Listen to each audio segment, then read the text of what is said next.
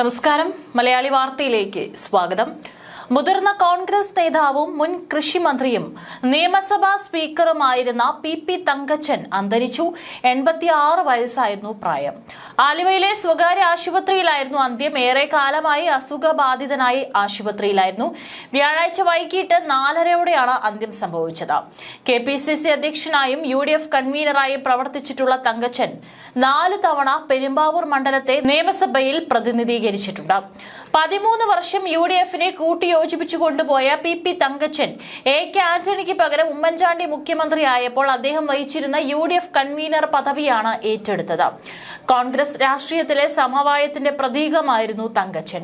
KPCC മുൻ president, മുൻ speaker, മുൻ മന്ത്രി എന്നീ നിലകളിൽ ശ്രദ്ധേയമായ സംഭാവനകൾ നൽകിയിട്ടുണ്ട്.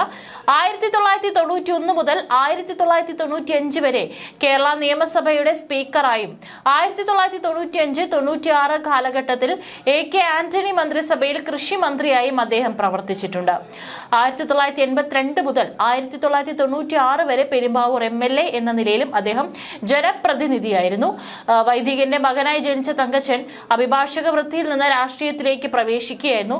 ചെറുപ്പത്തിൽ തന്നെ രാഷ്ട്രീയത്തിന്റെ വഴി തെരഞ്ഞെടുക്കുന്നതിൽ അദ്ദേഹം ഒരുപാട് ശങ്കിച്ചിരുന്നു. ഒടുവിൽ അച്ഛന്റെ സഹോദരന്റെ സഹായിയായി അങ്കമാലിയിൽ നിന്ന് പെരുമ്പാവൂരിലെത്തി രാഷ്ട്രീയത്തിൽ സജീവമായി.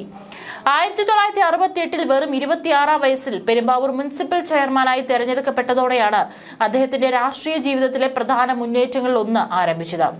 രാജ്യത്തെ ഏറ്റവും പ്രായം കുറഞ്ഞ മുനിസിപ്പൽ ചെയർമാൻ എന്ന റെക്കോർഡും അന്ന് അദ്ദേഹം സ്വന്തമാക്കി.